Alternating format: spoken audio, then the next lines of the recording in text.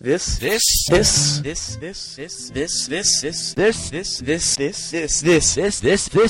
MuggleCast, MuggleNet.com's brand new podcasting feature.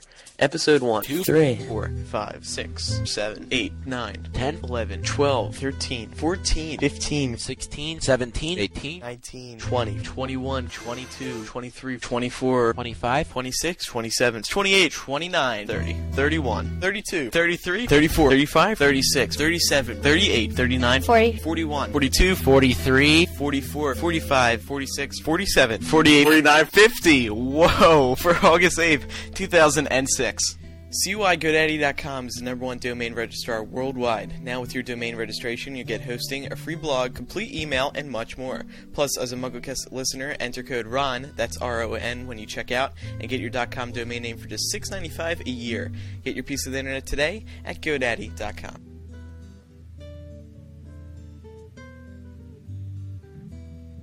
Happy birthday to you. Happy birthday to you. Okay, this is ridiculous. What a waste of time. MuggleNet. Good. MuggleNet. MuggleNet. It's a little bit funny. This feeling inside. I'm not one of those who can easily hide. That is MuggleCast 50! Woo! Sorry.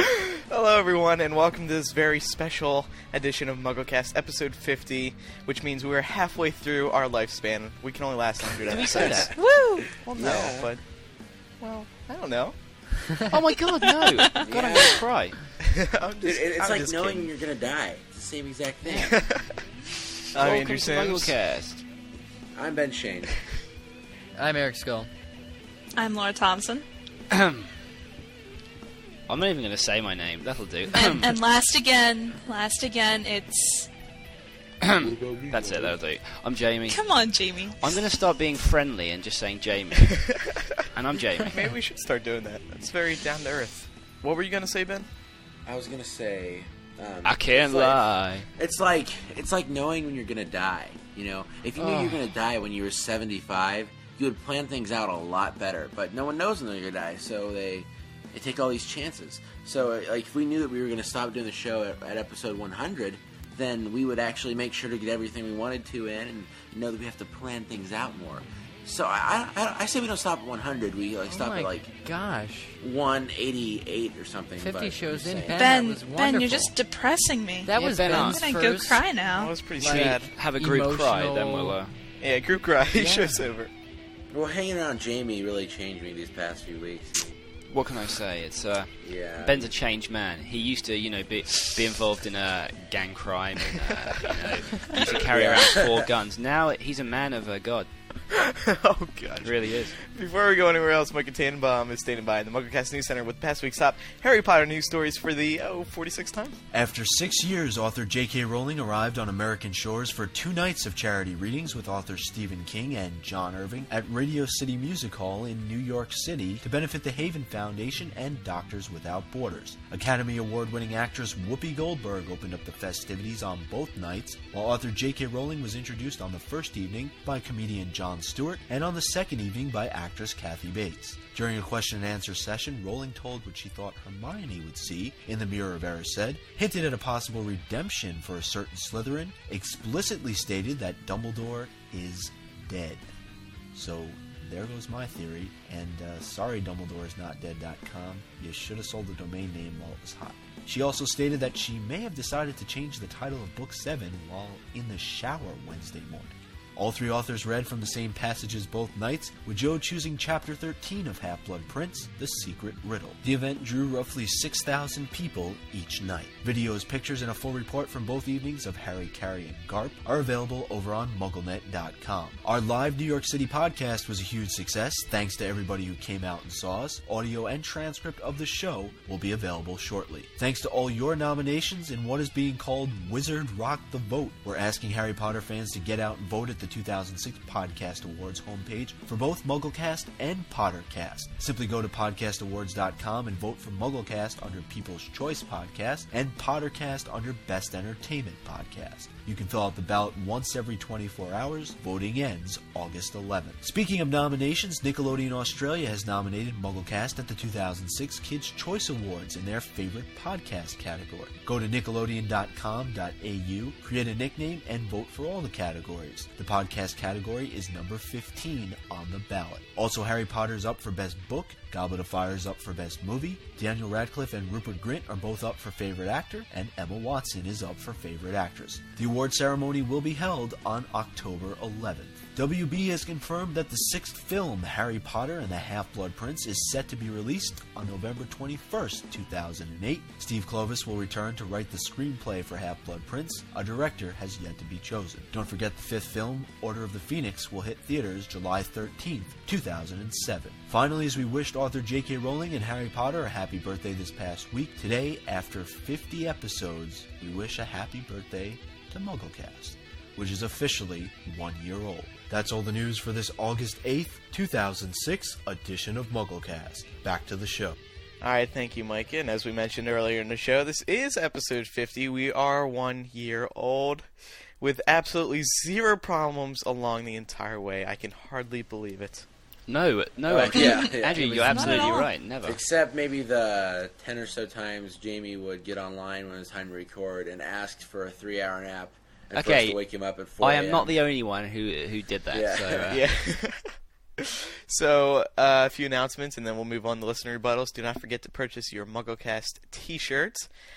We gave away a lot of Lumos t-shirts back in Vegas, and everyone really enjoyed them, and we're probably going to have some more printed up soon to sell in the store. Also, big credit to Sam of samandnate.com. They're always helping us with these t-shirts, and they're our chief designers, so we thank them very much. And if any of you out there listening need t-shirt design or some t-shirts printed, then check out Sam and Nate, because they really do a great job on all their work. Also, don't forget to vote for us at Podcast Alley at podcastalley.com. We need a new vote from everyone at least once a month to stay in the top 10 there. And don't forget a big one, the Podcast Awards, the 2006 Podcast Awards.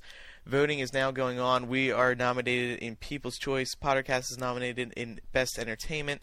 So we need everyone to vote once a day at podcastawards.com by voting for us in People's Choice and Pottercast in Best Entertainment, so we can both go to California and have a lot of fun. Right, Ben? Remember, folks, that is MuggleCast and People's Choice and Pottercast and Best Entertainment Podcast. We cannot stress the importance of this. yes. See, in the past we've seen with charity drives and stuff like that, how when the Harry Potter fans unite, they can do great things. So we're asking you all to do it again, but this time with the Podcast Awards. And show these people at the Podcast Awards that we're just not some lame Harry Potter talk show that just talks about some children's book. Right. That we're for real. We're a real podcast with a hardcore audience. Yeah, so man, we're for reals. it's on you. That was beautiful, Ben. Thank you. Thank you. Listener rebuttals this week. The first one comes from Jonathan, 15 of Vermont. He writes, during episode 49, you debated how many wizards there were in the world. I think it was Andrew who mentioned the World Cup, and that huge to Harry could be 2,000 people. But when I looked through book 4, I noticed that Mr. Weasley mentioned that the stadium seats 100,000. So there must be at least 100,000 wizards, and probably many more, since it's mentioned several times in the book that it was very difficult to get tickets. Very good point there. That's just completely. Our argument was completely wrong. That's brilliant. Yeah. So there has to be over 100,000. Yeah, that's pretty ironic, too, because that's how many listeners we have tuning into MuggleCast every week. Practically. Yeah, times 4 million. Then you've got how many people listen. Exactly, Jamie. Next rebuttal comes from Melanie of Australia. She has a rebuttal regarding the wizard population as well. She actually quotes the interview between Emerson, Melissa, and J.K. Rowling held last year when Emerson asked her how many wizards there are in the world. And she talks about Hogwarts, and she says, here's my thing with Hogwarts. Way before I finished Philosopher's Stone, when I was just amassing stuff for 7 years, between having the idea and publishing the book, I sat down and I created 40 kids who enter Harry's year. I'm delighted I did because it was so useful. I got 40 pretty fleshed out characters. I never have to stop and invent someone. I know who's in the year, I know who's in which house, and I know what their percentage is. And I have a few personal details on all of them. So there were 40. I never consciously thought, that's it, that's all the people in this year, but that's kind of how it worked out. Then I've been asked a few times how many people, and because numbers are not my strong point, one part of my brain knew 40, and another part of my brain said, oh, about 600 sounds right. So she goes on to say there will be the odd kid whose parents don't want them to go to Hogwarts, but 600 out of the whole of Britain is tiny. Well, see, I don't really understand what the importance, unless you're nitpicking, what the importance and the amount of people there are really is, you know? But we do nitpick. Right, and the reason that I brought this one up is because basically it's saying, Joe's saying that she really has no official number for it. Our last listener rebuttal is from Andrea, age 16, from Pipersville, PA. She talks about homeschooling and international government. Hi everyone, I had a couple of comments about the issue of homeschooling like you talked about in episode 49. What reason would the wizarding parents have to homeschool their kids? Magical transportation like portkeys make it possible to go anywhere for a school. So if parents, for example the Malfoys, didn't like the school close to them, they could just send their child to a different school. Also, unlike in our world where public schools don't always give a good education or can be considered dangerous, Hogwarts has some of the best witches and wizards as professors and many safety measures. I also have a rebuttal. The Wizarding world does not have at least have some kind of international government. On page 95 of the US hardback edition of Order of the Phoenix, it is mentioned that there is an international confederation of wizards. I love the show. I thought that this is very good, but we don't know that Hogwarts has some of the best witches and wizards. Obviously, Dumbledore, and they're all very powerful, but we don't really have anything to compare them to. We've seen Karkaroff and Madame Maxime, but we don't know, the extent of their ability and stuff like that. Now, I'm curious, last week when you guys were talking about, homeschooling their students, were you talking about primary school, what would come before Hogwarts? We were talking about homeschooling with, for the entire magical education, not before Hogwarts. Well, it's kind of like homeschooling people throughout high school. It just doesn't really work. They get a substandard education. So the students You're usually so funny, aren't Ben. smart. You're so funny. Usually how it works. No. This coming from the kid who is in the Kansas public school system. I'm kidding. The only Hear reason it I from said you. that stuff is because Laura's homeschooled. He's the only Please one in don't- the Kansas public Please don't school bombard system. with emails. I'm sorry. But, didn't Draco say that his mom didn't want him to go because of the distance? I don't see why it would be a big deal to homeschool your students. It's not a big deal. We were just trying to figure out how many wizard students there are in the wizarding world. Oh, okay. Sure. We're just not sure if students who go to Hogwarts could have been homeschooled. Well, I Yeah, don't but really they still agree could with be that. homeschooled, couldn't they? It doesn't mean Yeah, that just sure they because could. people have completely different perceptions. So some people could think that Hogwarts is good, but people who don't believe in the education system. Yeah, because Might, Joe even said that you Mrs. Weasley homeschooled all of her kids before they went to Hogwarts. No, but that's earlier. Yeah, I think but she's why? talking kindergarten. Yeah, I know, maybe? but if you could do it then, why couldn't you do it for, Well, I think you ages could, 11 yeah. on up? I think you could. It goes back to what we were saying about learning magic being a sort of inexact science. So it's more you learning it yourself than being taught it. Because, the teachers, we haven't seen enough classes, but they just say, do this, do this, do this. It seems like, especially in the practical magical subjects, and then the students try and do it. Mm-hmm. Right. So moving on now, it was a year ago today, at least when we were recording, August 7th, that MuggleCast was released, our very first episode, featuring me, Ben, and Kevin. It was just us three. And it was a terrible Can you episode. really believe it's been a year? I know. Aww. Same. I can't. Oh, jeez, I don't know. Time flies when you're having fun. Yeah, and it's rough being Ben Shannon. and it's just weird to think that the majority of these listeners have been with us for a year now. We've basically been through everything with them, like holidays and just everything they've been through, and just week after week, we're friends now. We're like a family. But a question for you guys: did any of you think that this wasn't going to work, or you were just skeptical of the whole concept, or people just hate it from the start? No, I knew it was going to I work right wasn't. from the beginning. Oh my god, yeah. I was thinking. No, I'm being sarcastic. I wasn't. I had no I actually idea. wasn't skeptical. Well, maybe not so much skeptical, but just unsure of how things would take off, like they really did. I didn't really quite envision the scale that it reached, but I thought it would I be don't pretty think that successful anybody- just because of how many people come to I the don't think that site. anybody would actually think it would become this popular because I'm not saying this to be arrogant, but we have we have fans now, and it's the fans of the fans type thing, which is really kind of neat. Yeah, basically, I didn't expect to be signing things. That was the big shock. It's like that people hand me their Harry Potter books, and I feel like I'm kind of defiling them. I'm like, I didn't write this, but I don't know. It's kind of odd. I know. I felt weird writing in people's books too, because it's the Harry Potter books, and really it should just be Joe who's signing it. But who would have thought that a year from now, a year from August 7th, 2005, we would have already done 3 live podcasts, and we'd have these signings afterwards, and we'd be, people would be just really involved in the show. Episode 1, though, I'm surprised people caught on to it so quick because I didn't think it went too hot.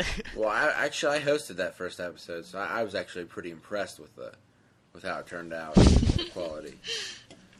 Actually, I never want to listen to that thing ever again. The audio quality was bad, the content was bad, it was poorly planned. But hey, you live, you learn. Right, and I really wish all episodes of this show were as easy to produce as that one. I mean, now there's so much more involved. We have 5 co-hosts a week now, and our schedules are more conflicting than ever before, and it's just there's a lot of pressure on the show. But that first episode, it's so hard to get past your first episode, because people don't know your personality, they don't know what the show's going to be like. But once you get past that first show, it's so easy to connect with the listeners. Yeah. It's scary. Any podcaster I knows. was really nervous. Yeah, it's difficult at first. But something else I'd like to point out is I really do. Like, sometimes people make me out to be this grumpy old man, and I really am not. I really enjoy when all of the fans come out and see us at these live... You're a grumpy young man. But anyways, I really enjoy when all the fans come out to see us at these live events. It really makes us feel like we've, even if it's in some minor way, changed some people's lives to some extent. And so... if you get the chance, if you're in the area of any of these live podcasts we're doing, please come out and see us, because we enjoy meeting you. I'm sure you enjoy meeting us, and it's nice to just be able to mingle with the fans. Right. I mean, I've said this before. There's nothing better than the support from the listeners. I mean, the emails are great, and we love reading them, but there's something more to actually meeting the people and giving them hugs and talking with them and interacting with these people who... they're always listening to us, but we never really get a chance to hear from them. Like I said before, what I really enjoy is just this whole Harry Potter stuff, is meeting all of the lovely people. Right, Jamie? Isn't that the best part? Because when you go to it's the best part of it, these events, I love meeting it. We get to hang out with each other for a week, which it has its ups and downs. Hanging out at Andrew can be a bit rough. But, especially when you steal my bed. Going to meet all these fans, you meet people from all different walks of life. For example, at both Vegas and New York City, there was a young lady from Australia, and she was really, really nice, and it was great. And Jamie, your first experience with meeting the fans was there in Vegas when at the Scholastic Podcast with Emerson Wilson and Cheryl Klein. I know, I couldn't believe it. I sort of somebody handed me a book, and I turned around, and in case there was a celebrity standing behind me, and they were trying to get the book to them instead. Did you guys get anyone asking you for autographs at Radio City Music Hall? Yeah, I got quite a few people actually. Yeah. As we were walking away, there were people who were asking for pictures, and it was cool. It sort of makes you feel like a phony, because we don't really think that we're actual celebrities. Well, especially since we were there in the same building as J.K. Rowling, Stephen King, and John Irving, and I'm like, why are you asking me? But see, the people who don't know anything about Harry Potter walk by, who are those bozos? Exactly. I'm like, I'm Ben Shane, people. You don't know who I am. Yeah, there's actually a funny story about that from the New York podcast when me, Emerson, and Jamie went to the bathroom. Yeah, and inside joke, people. And we went to the bathroom, and we come out. There were 2 girls, and they asked to take a picture with us. So we say okay, and they get this random guy who's reading the book standing there to take a picture of us with them. And he's like, I don't know who these 3 guys are, but I want a picture with them too once you're done. So we take the picture with the girls, and then we take a picture with the random guy. Yeah. So we asked him what his eBay username was, because it's clearly going on there. Yeah. for $4 million. So, to sum up the past few weeks, even though for the regular listeners who didn't come out to see us, I hope you enjoyed the live stream we did for Lumos and the recordings of the live podcast we put up. It's a lot more interactive if you're actually there, and next time try to come out, but we're back to the regular swing of things here for at least a few months. And yeah, the last few weeks have been great fun. Can you put it into words? Now, Jamie, this was a special trip for you because, of course, you came all the way from the UK, and this was your first time in the US since, when was it again? 2001. But, yeah, I went to Orlando, though, which was completely different. Completely different. Yeah. And while you're here, you were introduced to, as we talk about on the Live New York City podcast, a new song. Well, yeah. You should sing this because this is a very important song to you. And it goes a little something like this. Do I actually have to sing to it? I can't really. I'll wake everyone up and they'll kill me. Just play the recording you got in. Okay, yeah, we'll do that in a minute. Yeah. Need you by but I my mean, side. Yeah, there's a story behind this, as I said on the. I'll play it in the background while we. I was gonna say there's a story behind this, as I said on the New York podcast. We were sitting in Vegas by the pool at the Aladdin Hotel on the Strip. We were all, sunbathing, enjoying ourselves. And suddenly this song came blasting through the speakers, which they positioned all around the pool. And I hadn't heard this song before, and I thought it was absolutely awesome. Even though the lyrics are, the cheesiest lyrics you could ever hear in your life, it's still such a good song. So I asked Andrew who sang it. He told me, and then immediately I rushed upstairs onto his laptop, and I downloaded it through iTunes for about 99 pence or something like that. But it was worth every single penny. You actually paid for it? No, of course I didn't, but I'm not going to say I downloaded it through acquisition, am I? Anyway, yeah, Too late now. Best 99 cents or whatever I've ever spent. So after I done that, I put it onto my MP3 player, and I plugged my headphones in, turned it up to the maximum volume, jumped onto our very nice bed. Well, the bed isn't very nice now, but I jumped onto it and turned it right up and screamed the lyrics as loud as I could. And this was repeated several times throughout the entire holiday to this song, and my throat hurt so much by the end of it, but it was completely worth it. But I've got to point out that it really was screaming it. It sounded absolutely terrible. And Andrew, I think you have a snippet of it, don't you? Yeah, it's very, very, very small, but we have more clips that we'll also play at the end. I can't let you go. Want you in my life. That's all I had a chance to record, but we have two more songs that we'll stick at the end that he sang that are really, really funny. Well, there's actually another song that made its rounds while Jamie was jumping up and down on the couch. There is. Right, Jamie? Yeah, this trip was a trip of songs. We in Vegas, we went for a stroll down the Strip to the Bellagio Hotel, where we stood by the fountains, which are featured in the movie Ocean's 11. And what happens is, every 15 minutes, the fountains come on and they perform their water show thing to a different song each time. And we happened to get there when the song was "I'm Proud to Be an American," or "God Bless the USA" by Lee Greenwood. And it was brilliant. All of us were in floods of tears. Yeah. We were comforting each other. It was the biggest display of manly love I have ever seen. We were all hugging and so I heard this song and I felt strangely patriotic, even though I'm British. So we went back to Andrew's house and I downloaded the song, put it on the MP3 player. Downloaded it. Yeah. Huh? We went to the hotel. Yeah, I was saying we didn't leave Vegas. What did I say? We went back to Andrew's house. Yeah, we left Vegas, flew back to Andrew's, and downloaded the song. Okay. Flew back to Vegas. Yes, we're that rich we can just go back to Andrew's house to download a song. No, sorry, went back to the hotel, I downloaded it, and again, this was followed by jumping up and down on the bed. And every time I did it, it brought a tear to my eye because I just felt American. so patriotic to America. So now I think for each time I sung that song, it sort of added 5% to American to me. So I'm sort of I'm slowly getting there. In a couple of years, I could have lost my Britishness completely and turned American. So yeah, those were the two best songs of the trip. Actually, I had God Bless the USA. Songs, but we'll get to those later.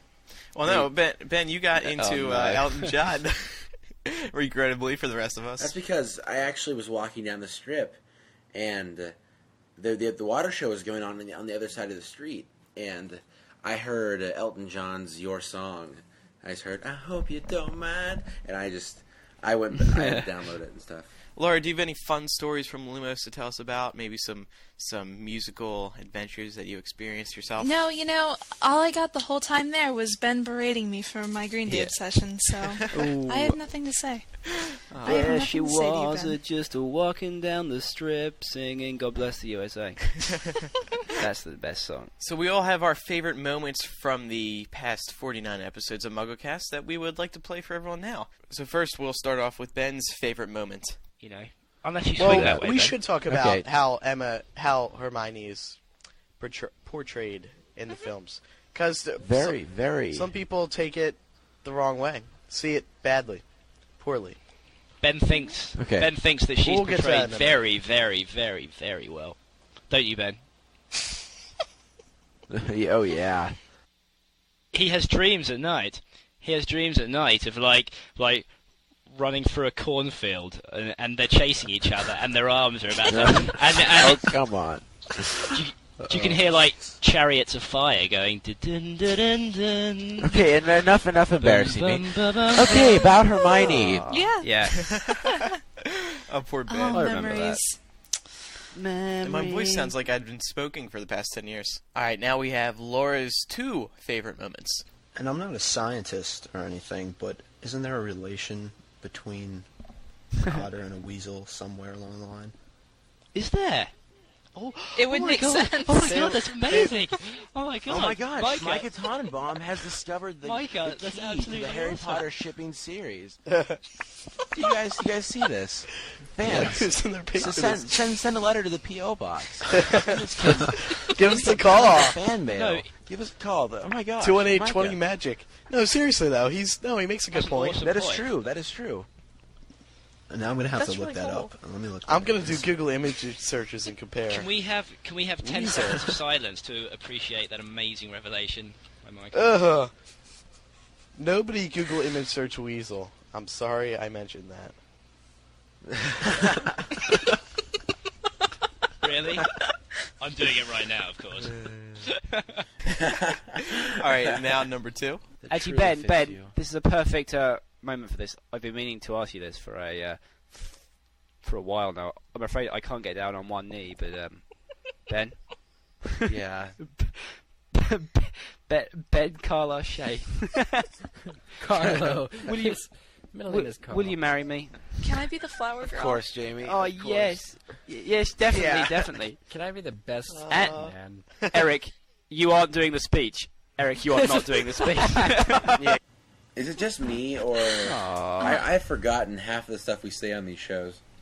I know. Yeah, me Actually, too. I've forgotten 98% of the stuff we say on these shows. Yeah. I just hate listening to them because I hate hearing my own voice. Yeah, exactly. Yeah, I'm same the here. same I way. can't I don't to it. listen to any of the shows. Same. I feel like such a bad person. We'll play the favorite moments from myself and Eric in a little bit. And by the way, Eric dropped out because he was at a Barnes & Noble using wireless internet, but then it broke down on him, and he's going back to his house where power is now restored. He had lost power earlier today. But Laura, you're going to tell us a little bit now about some bad moments that we've had recording MuggleCast, because every once in a while we do run into a hiccup. Well, actually, I was kind of hoping Eric would be here to recount those because I don't remember Yeah. them very well. But there was episode 46, which I'm sure we all remember very well.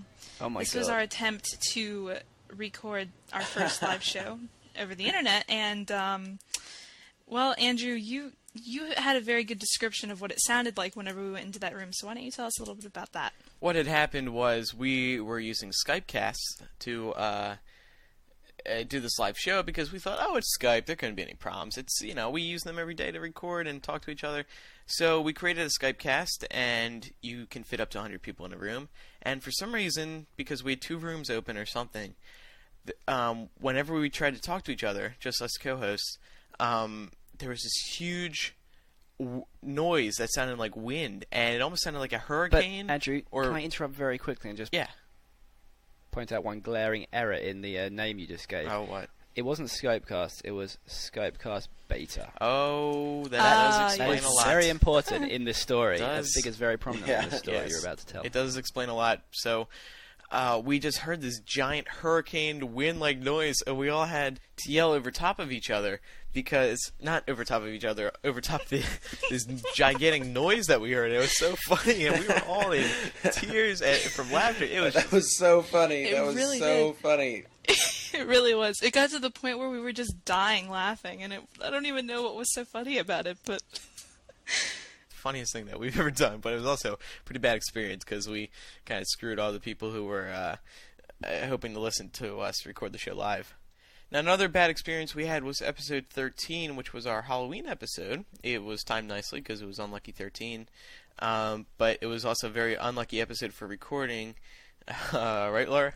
I think we recorded that one twice, didn't we? I think we recorded it twice, and then we had to record it again because I think Eric's computer was messing up, and I don't even remember if Jamie was on.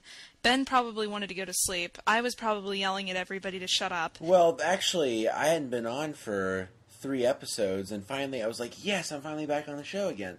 And I come on the show, and we record an episode, I think it's fine. And then I probably left to go get some food or something, and I come back 3 hours later. I'm a big eater, you know. I come back 3 hours later, and Andrew tells me, hey, we re-recorded the show while you were gone. I was like, thanks for calling me. Yeah.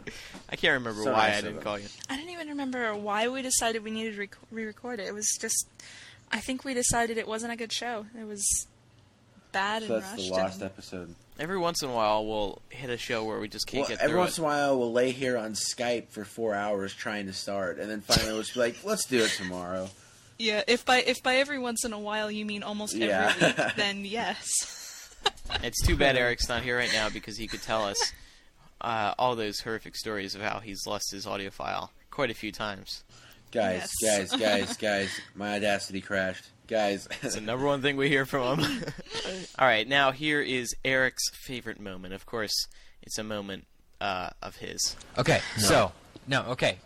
Quiet, Micah. All right, so now, you think Tootsie Rolls. Because everybody I say so much. No, everybody knows what Tootsie Roll is. Everybody's had a Tootsie Roll, you know, and if they haven't, they're going to have a Tootsie Roll. So I'm sitting here looking at this whole tube of what used to be Tootsie Rolls. I actually ate them all, and I'm thinking, who manufactured these? Nobody knows. Nobody knows what company owns Tootsie Roll unless you work for that company. I'm thinking, but they sold millions. I mean, how many Tootsie Rolls have you sold?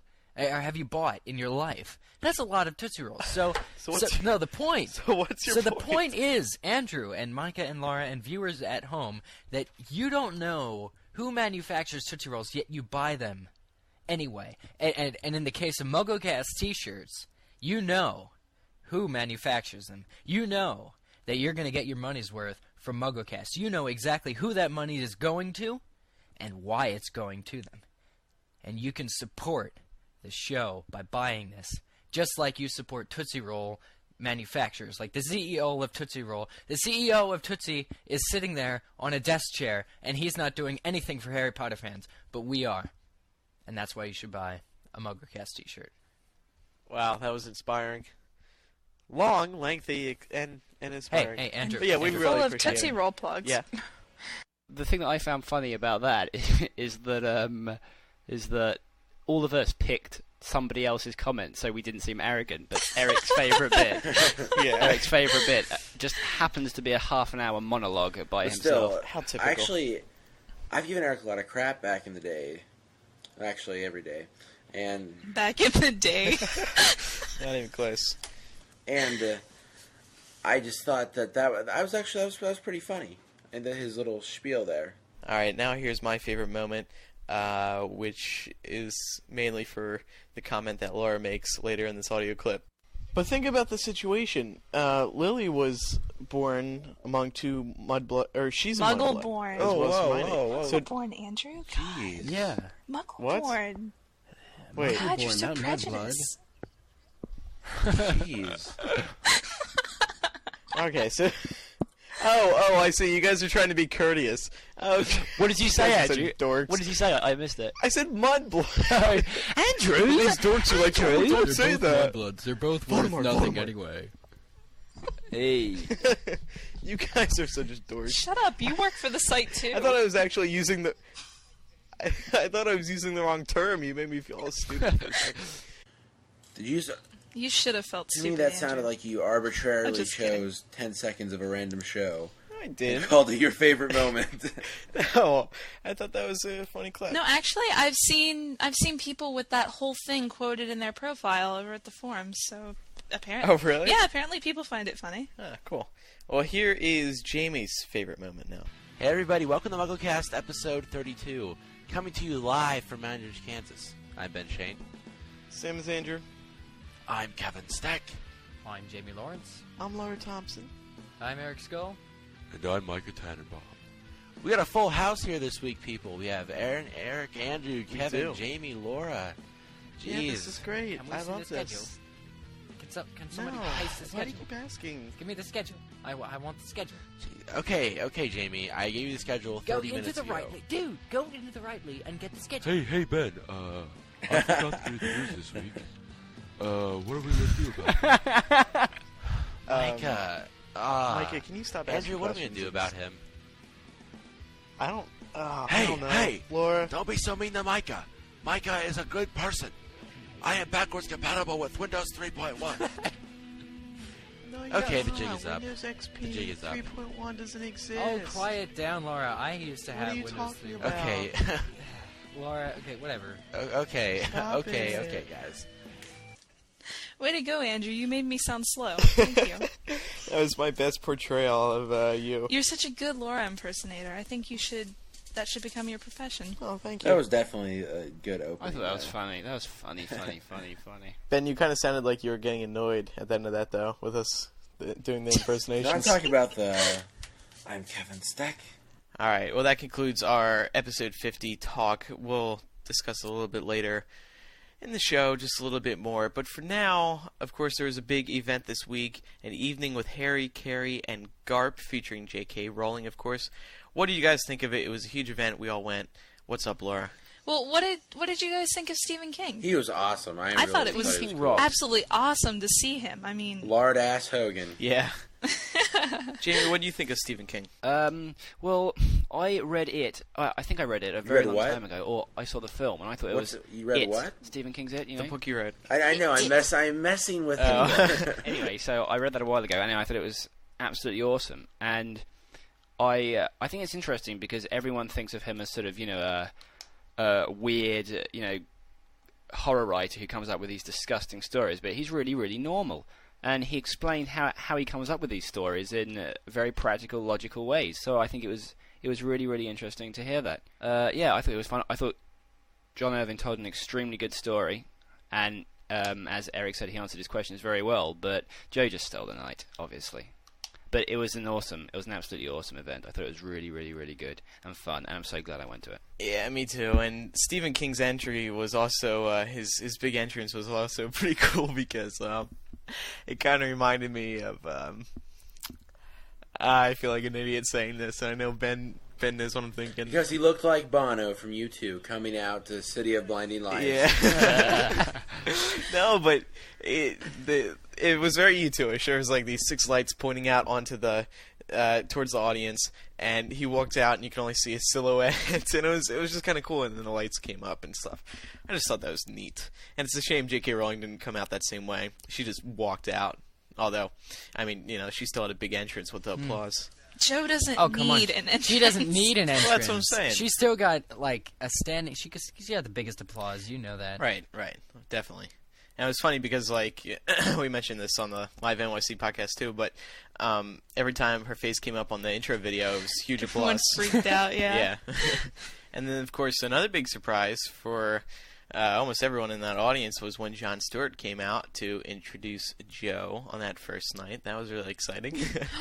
Oh my gosh! Oh, I got Andrew, excited. literally. Poor Micah. He was sitting next to me, and I screamed when I saw Jon Stewart come out, and I felt him kind of flinch. I've never seen Andrew look so excited. Micah did.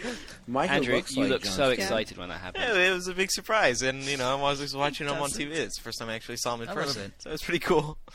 Ben, would you care to explain for our listening audience, for those who weren't at the event, could you tell everyone the order of the events? It started off with Whoopi Goldberg doing an introduction that was written. It was written for her by, I don't remember who wrote it for her. It was probably Scholastic, And the intro, like, she was reading it, sort of fell apart, so she had to improvise a bit, but she did a really nice job. She was really funny.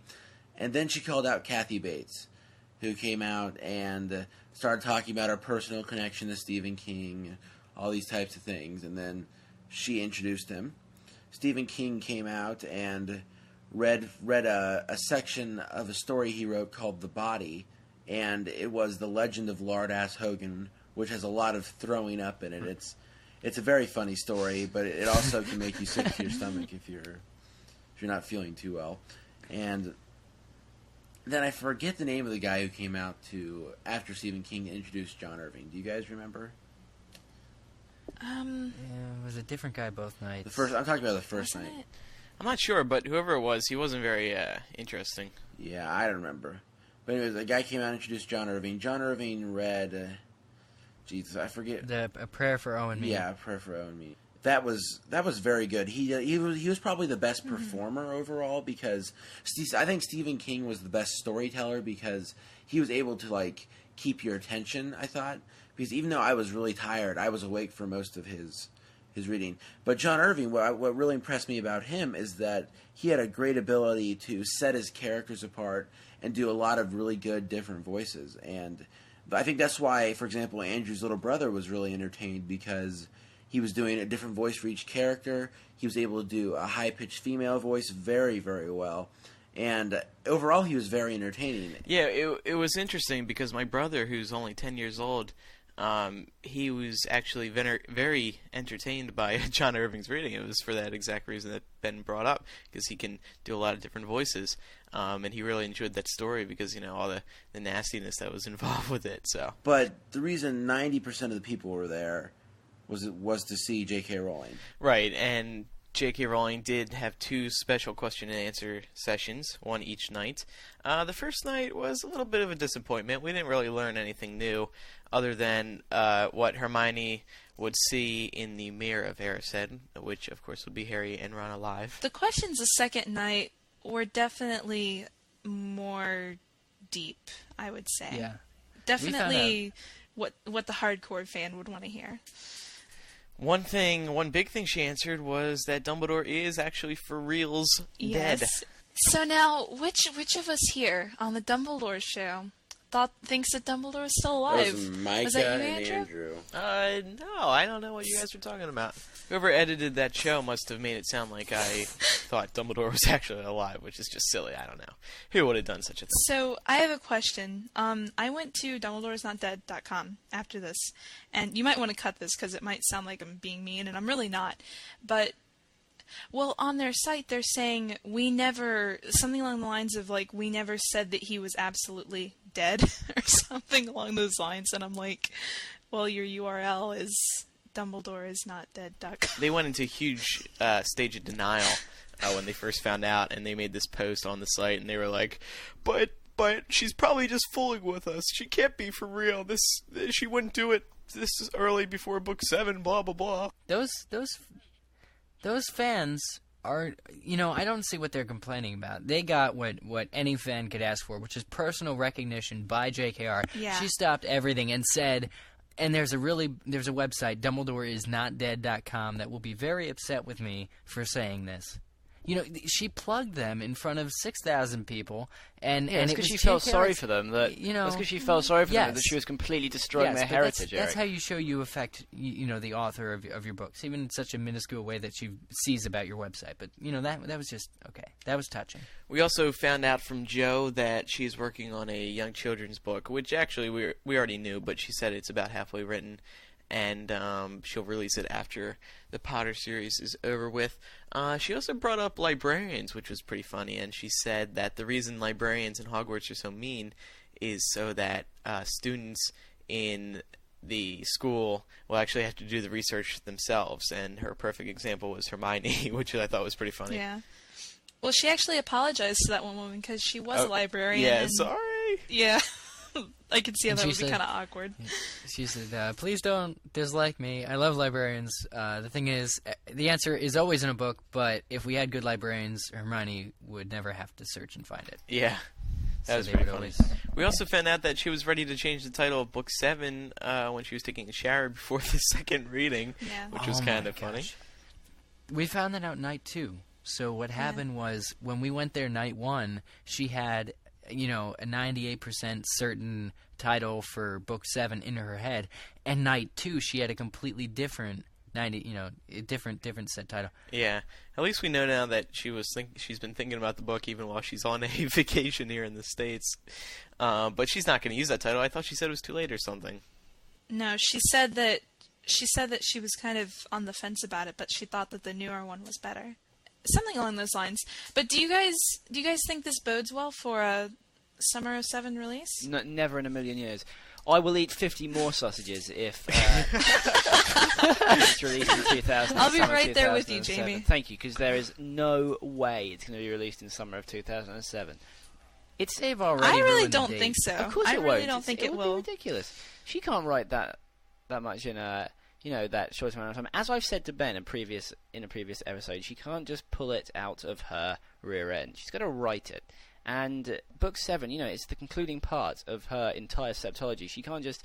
So she has to think about every loose end. She has to leave no stone unturned. She has to make sure it's absolutely 100% finished before she gets it out.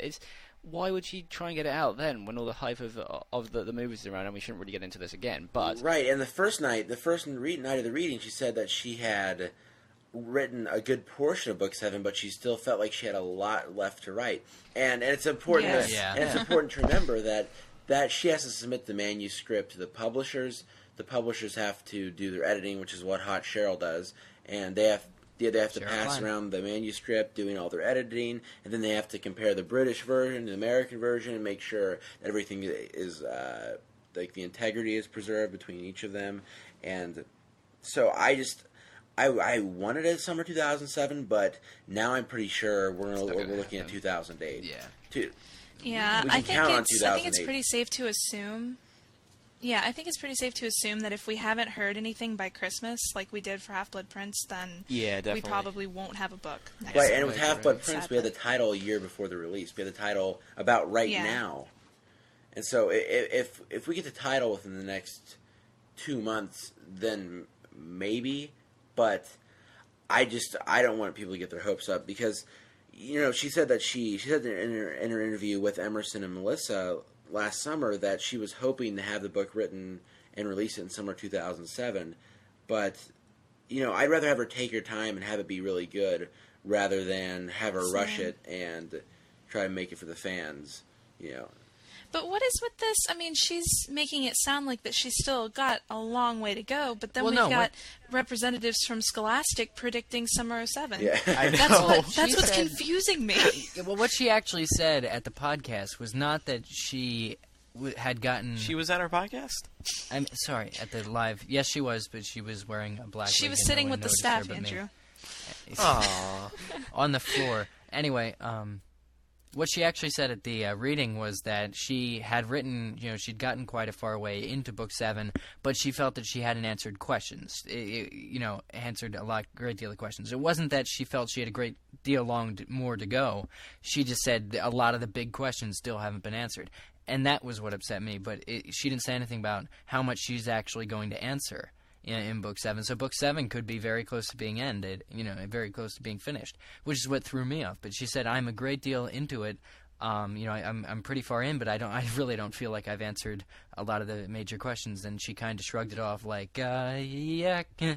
But the simple fact that Warner Brothers chose summer 2007 for the movie really does... Which was a stupid idea. Really doesn't bode well for her having the book done by then. And so I would love to have it be next summer, but with a movie, next summer is going to be busy enough. So, I mean... Oh, if the book came out next summer, our whole summer would be Harry Potter. It Potter. probably will end up being that way anyways, but I just think that I might get a little bit burn out because it would be so much fun, but I'd rather have it be drawn out more and have something to look forward to rather than have it all. I think so too. All at once. Yeah, not to mention Joe's on a vacation now up in the Hamptons, so I doubt she's getting much writing in during her little vacation. Which is good. You don't know how much writing she's doing on vacation. We'll see. No, writers, no, writer. No, why that's not? not. If something comes to her. Okay, writers need inspiration. They need inspiration. So it doesn't matter if it's 3 a.m. in the morning and she just got done breastfeeding her latest born. She's gonna pause to go write a chapter. Mackenzie, Father Mackenzie. No, it's not that. If something came to her, then I'm sure she'd jot it down. But I don't think she's gonna say, "Okay, Neil and everybody, I'm going to sit down for 3 hours today while we're on vacation, and I am going to write." I just don't see that happening. I think that since she hasn't been here in 6 years, if she's here on vacation, she's probably here having fun with her family. And I completely support that. And anyways, it's just 2 weeks. It's not... Yeah, Laura makes a good point, though. Good point, Laura. Now, Salman Rushdie, who is a famous author, came up with his son and proposed to Joe a Snape good or bad theory. And Eric, you got the gist of it. Most of us didn't. So the guy at the reading went up to her, and this was the question that she answered: the Dumbledore is truly dead thing too. But he talked about Snape. He went through. It was him and his son, and they went up to JKR and they said something about how they feel that Snape is a good guy, and that him and Dumbledore planned Dumbledore's attack and death and all that stuff. But as a result, since Snape is good, that means Dumbledore isn't really dead. And he went through this elaborate thing about how Snape and Dumbledore could, play off each other, and how Snape was really working for Dumbledore against Voldemort and tricking him and stuff. And then he said, well, just because Snape is good, that means Dumbledore isn't dead. And Joe just said, well, unfortunately, Dumbledore's dead. And then that's all she said. She didn't even touch the Snape thing. It wasn't even like a fleeting moment where she was going. She just completely didn't say anything at all. So. Yeah, she said your opinion on Snape is correct. Oh. But that's what I thought was interesting, that she used opinion. Like, she didn't just come out and say, you're right about Snape. She said, your opinion on Snape is correct. So it just, I don't know if she was trying to throw us off or something. It just seemed weird to me that she did that. I think that was just the safest way to her of answering it without giving anything away. Okay, I have a question. What was the way that Joe worded it when she had asked about the 5 people she would ask from Hogwarts or whatever to come to dinner with her?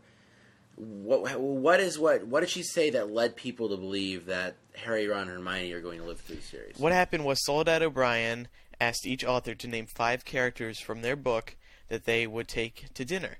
And when it was Joe's turn, Joe said Harry, Ron, and Hermione, and then she paused to think about it. She put her head in her face, and she was like, I can't. Like, she gave the idea that, she was having a hard time coming up with the 5, and then people started yelling out characters from the audience. But then that's when Joe said, yeah, but I'm the only one who knows who lives through book 7. And that was when everyone realized that she was trying to name people who lived through the series. So that's what gave away Harry, Ron, and Hermione do live. And then someone was like, well, if it could be any character. And then Joe said, okay, then Dumbledore and Hagrid too. So. Well, it's not like it matters because Emerson pretty much confirmed everybody at the live show. No. Well, okay, if she said that they're all going to live through the end, then that was so long ago. Things could have changed a million times by then. And that was back when. Right now, J.K. Rowling's harder to meet than the President of the United States. That was back when she was still doing these smaller bookstore tours, and I honestly, I said this at both live podcasts. If all 3 of those, if the trio of every one of them makes it through the series, I just don't feel that it's actually realistic because Joe. I think she's going to have to give one of them the axe because, as she said before, that they don't go after the extras. She does not target the extras. She goes after the ones who are closest to the main character. And the only way that she can actually do that is by nailing one of the 3. And I just don't see how it's realistic for us to expect all 3 of them to make it through. And I just don't want it to end up, everything's so happily ever after. The trio went on and got married, blah, blah, blah. I think you can interpret what she said that night differently. No, I'm telling you, you should listen to the recording if we can find one. Well, then what's the point of even reading books?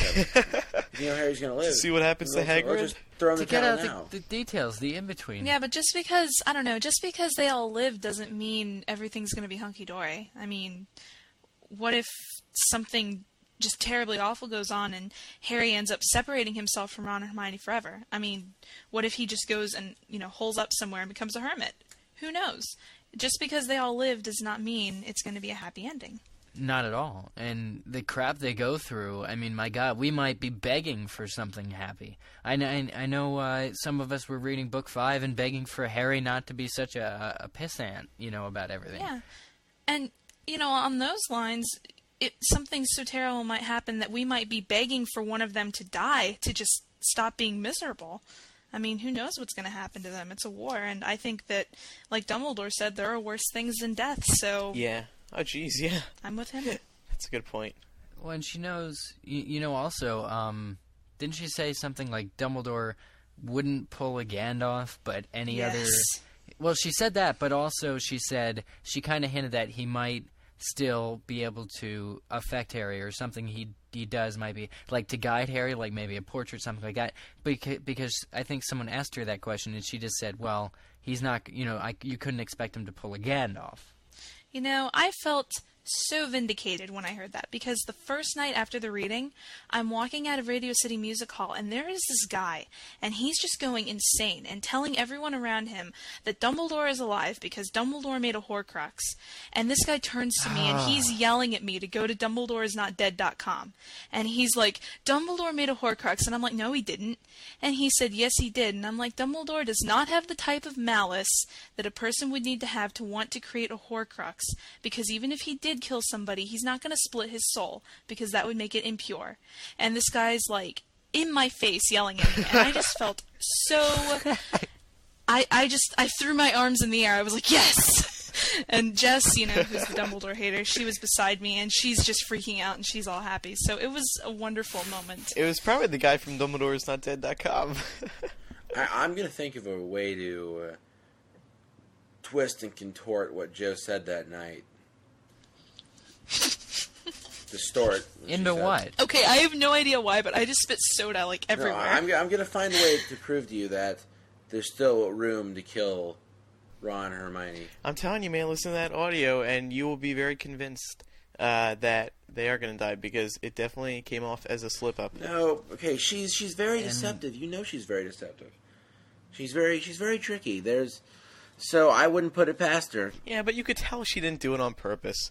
Well, I'll show it to you later. But later that night, too, there was one of the final questions she was asked was so big. It was one she absolutely had to ignore, and she said, you guys should feel happy. I gave you Harry, Hermione, I gave you Dumbledore, I gave you Petunia. She was listing all these things that she thought we clearly were given by her. And so I don't think that that's still a question. And the thing she said about Petunia was that there's, quote, more to her than meets the eye, which makes it seem like she's a witch to me, but I guess that could be interpreted. No, didn't she debunk that? Maybe somewhere, but she said there's someone asked her about Petunia. Oh yeah, will Petunia be sad that Harry's last time on Privet Drive is this summer, or something? It was like that question, and she answered it kind of like that. Well, guys, something I like to point out is that even though I know several of you probably enjoy seeing one of the trio die with me, you're just holding out for popularity.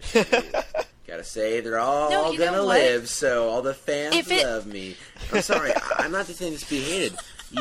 This is the way I feel. You feel very strongly about this, Ben. For what I believe in. No, you know what? I mean, I would be very sad if one of the members of the trio died, but at the same time, I would understand that that's reality. I could go with it either way. Although, okay, I had one thing I wanted to say. Was anyone else surprised that Stephen King and John Irving did not read from Carrie and The World According to Garp? Yes. Since that's kind of what it was called. Well, it's just what they're really famous for reading. That's what not famous for writing. So. Yeah, but I just figured if that's what they were calling it, then. Well, Harry is so vague. Harry could be any of the books. That's not really fair to the authors to call it Harry, Carrie, and Garp if they are actually going to make them read those novels. Yeah, I guess. Because what J.K. Rowling novel is Joe not going to read that isn't a Harry book? Well, The rabbit one? Yeah, so that's what I was going to say. The rabbit book she wrote when she was 6. Well, that would be interesting to hear at least. Cool. That would be fun. But apart from that, I had a great time. Yeah, it really was an excellent Awesome. event put on by Scholastic, and hopefully she'll do something like this in the future. Maybe another 6 years. I hope she does, but one of the reasons that I was so adamant to go is because, I mean, it's really a once-in-a-lifetime experience. Even if we do see her again, we're not going to probably see her reading alongside such great authors such as Stephen King and Jon Irving. So I'm not sure we'll ever get to see anything quite like it again. Right, yeah. Combined with those 2 other authors, it really was a unique night. Mm-hmm. We actually had a lot of cool people at the Vegas and New York shows who brought us things.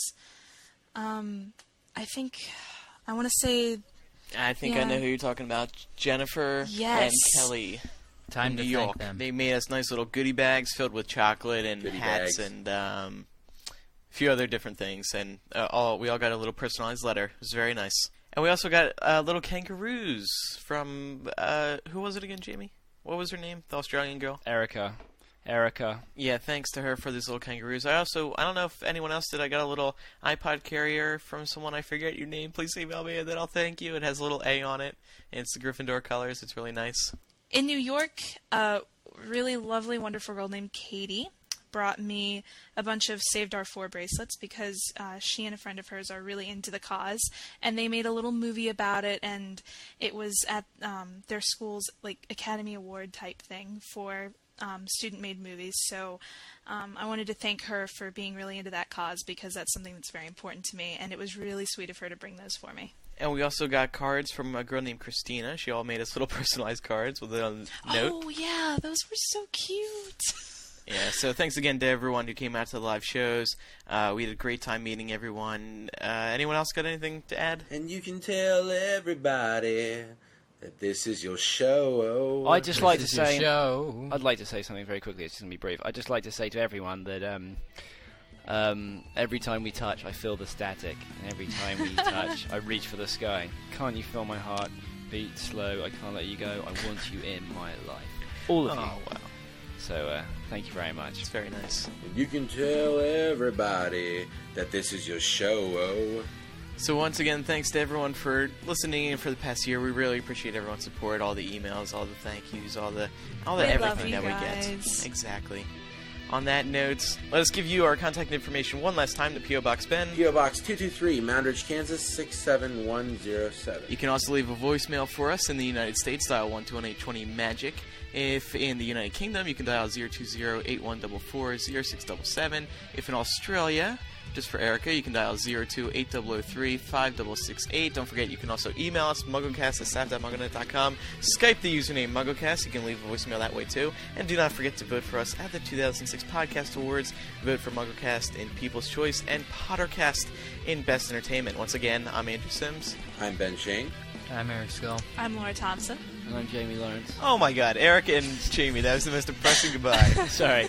And I'm Jamie Lawrence. Goodbye. And bye. That's better. Done. We'll leave you tonight with voicemails from listeners like you who can recall some favorite MuggleCast moments from the past year. Once again, thank you to everyone for listening, and we'll see you next week for episode 51.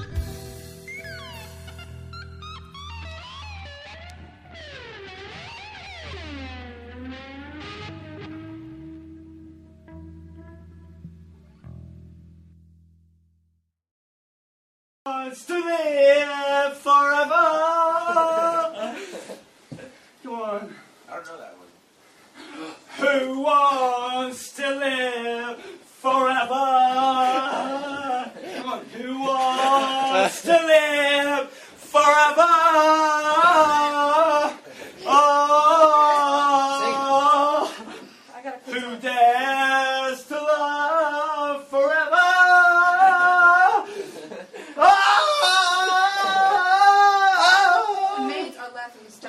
Sorry? The maids are laughing hysterically. Oh, really? Yeah, they're cracking up. Do I'm proud to be an American. Sorry? Do I'm proud to be an American. Yeah, it's the best. Why is nobody videotaping this? New York to LA. Now to every American heart. Down to him to say, hey! And I'm proud to be an American, but at least I know I'm free. I won't forget the men who died, who gave their right to me, and I'll gladly stand up next to you. There's no doubt I love this land. God bless the USA.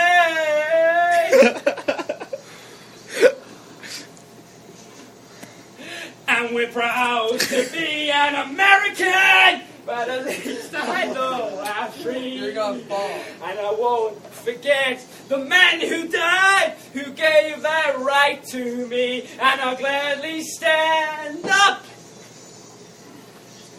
Oh my God, I'm so tired. Till today, no doubt I love this land. God bless the USA. That was beautiful. Hi, MuggleCast. This is Marissa Bowers, 14 of Pennsylvania, and I wanted to call about the favorite podcast numbers and moments. And I have to say that one of my favorite moments is Jamie's proposal. I laughed for 10 minutes, of course, or more, and rewound it about 5 times. And my other favorite moment is Jamie's bet with the sausages. Good times. Can't wait to... And you know what? I just really want that to happen. As much as I don't want Harry to die, I just still want that to happen. Thanks. Love the show. Bye. Hello, MuggleCast. This is Zeta from Canada. My favorite MuggleCast moment has to be this. This is MuggleCast episode 18 for December 04, 2005. Want to know why? Because it's the first ever MuggleCast episode I've ever listened to. So, love the show and keep it up. Bye!